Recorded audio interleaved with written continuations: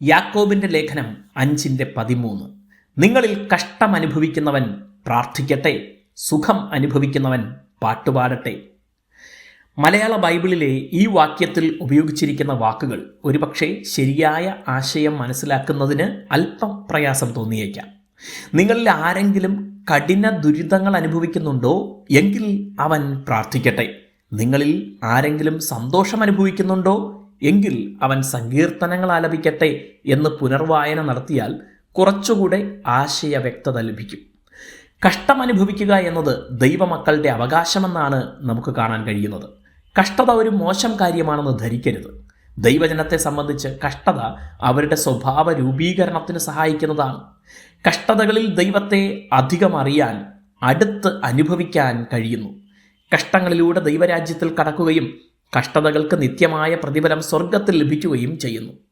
കഷ്ടതകളിൽ നാം എങ്ങനെ പെരുമാറുന്നു, എങ്ങനെ ദൈവത്തിൽ ആശ്രയിക്കുന്നു എന്നതൊക്കെ പ്രധാനമാണ്. കഷ്ടതയിൽ നാം ചെയ്യേണ്ട കാര്യങ്ങളിൽ പ്രധാനപ്പെട്ട ഒന്ന് യാക്കോബ് എഴുതുന്നു, അത് പ്രാർത്ഥിക്കുക എന്നതാണ്. നിരാശപ്പെടരുത്, പിറുപിറുക്കരുത്, ഭാരപ്പെടരുത്, അവിശ്വസിക്കരുത്, പ്രാർത്ഥിക്കുക. സന്തോഷമുള്ളപ്പോൾ എന്താണ് ചെയ്യേണ്ടത്? ദൈവത്തെ അറിയാത്തവർ അവരുടെ സന്തോഷം പ്രകടമാക്കാൻ ഉപയോഗിക്കുന്ന പലതും ദൈവത്തിന് അംഗീകരിക്കാൻ കഴിയാത്തതാണ്. ദൈവം നമുക്ക് നന്മ നൽകുന്നത് അതുപയോഗിച്ച് നല്ല ജീവിത സൗകര്യങ്ങളോടെ ജീവിക്കാൻ തന്നെയാണ്. എന്നാൽ അതൊന്നും ദുരുപയോഗം ചെയ്യരുത്. മറ്റുള്ളവരുടെ ദോഷത്തിനായോ സ്വയദോഷത്തിനായോ ഉപയോഗിക്കരുത്.